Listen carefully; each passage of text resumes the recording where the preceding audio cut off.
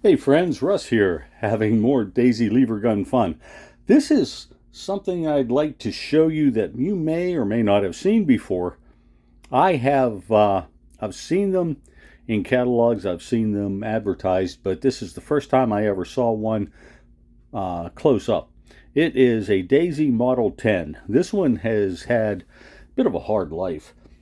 And if you look at it, there are some similarities. It looks like a cross between a Red Ryder type and a Buck type. And the reason I say that is, well, if you look at this stock, for instance, and you compare it to the stock on a 105 Buck. Let me grab one real quick and show you.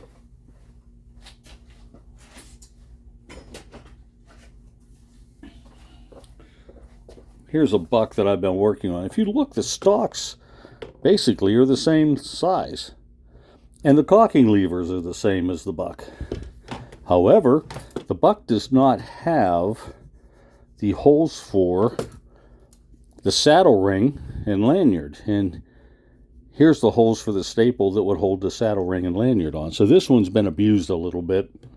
It does not have its saddle ring and lanyard. On the other hand, lengthwise, the receivers are about the same. They have the same type of sight in the back. But like a Red Ryder, it has a front forearm and a forearm band. There is a difference, and I'm going to show you that. Because what we're used to seeing, even on the guns that don't have the band on them, is this type of forearm. Now this forearm would have a band over the front.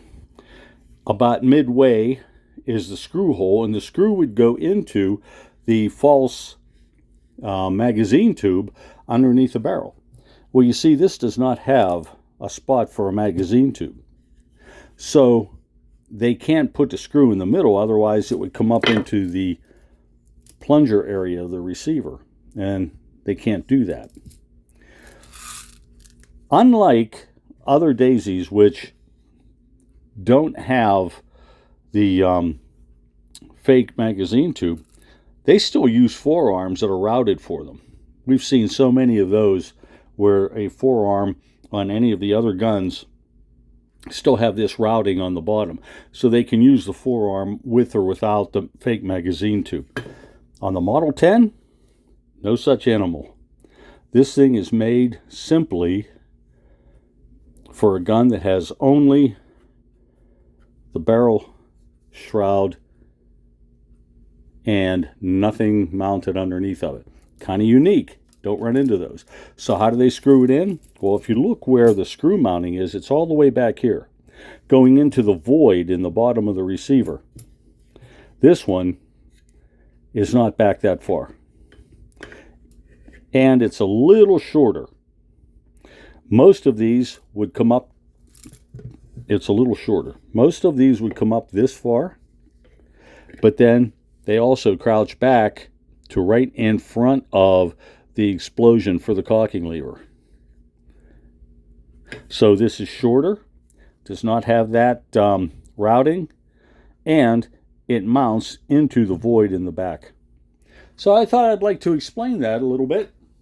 It's unique as far as a lot of the guns I have in the group, let's say. And it's a Model 10. They started making these in 2010. Not very popular. Don't see a whole lot of them around. And condition-wise, it's, well, where all the roll stampings are, it picked up a lot of rust inside of the stampings. Everywhere there's rust, it's because that's where the water and moisture is laid. And otherwise, it's made pretty much the same as the Buck. It has the Red Ryder type sloping front sight muzzle plug. It has the regular style loading gate, the straight cocking lever for the straight stock. Does have the cross bolt safety, so it's pretty much a Buck with moderation to it. They call it the Model 10. There it is, folks. You have yourself a great day, and we'll talk to you soon.